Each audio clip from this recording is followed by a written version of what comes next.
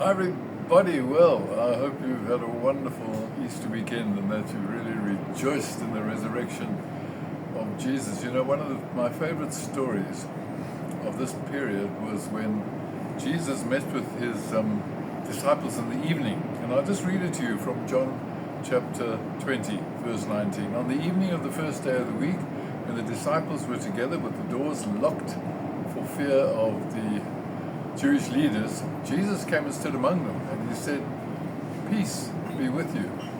And after he said this, he showed them his hands and side, and the disciples were overjoyed when they saw the Lord. And again Jesus said, "Peace be with you. As the Father has sent me, I am sending you." And with that he breathed on them and said, "Receive the Holy Spirit. If you forgive anyone's sins, they're forgiven, and if you do not forgive them, they are not forgiven." Well, there the disciples were, terrified, locked behind a closed door.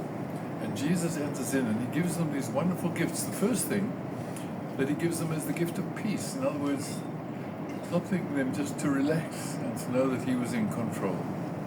Then he shows them his wounds, which are signs of his love for us. So he brings his love into that room. Then they were overjoyed. So through Jesus they come to taste joy once again after being so afraid. And then he shows his confidence in them by saying, "I'm now sending you out as the Father sent me out." And in order to do that, he gives them the Holy Spirit.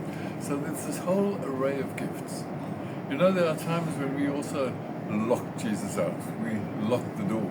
And there are things that can make us do it. For one, fear. There are things that are bigger than us, and we feel afraid that we're not going to be able to cope with them. They're just too much.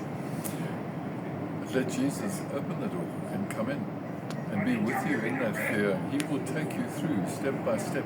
Then there's bitterness. We close the door because we feel so resentful or angry with someone that we simply cannot forgive them.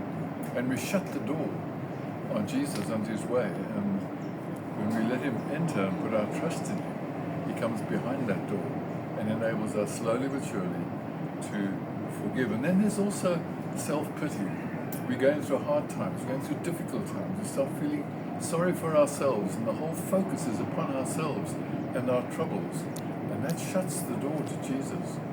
But when we open the door to him, he comes to encourage us, to comfort us, to look beyond ourselves, and to enable us to face even the most difficult circumstances. And just one more. That is, we shut the door by disobedience. We want to go our way. We don't want to be told what to do by God or by Jesus or by anybody. And that closes him out.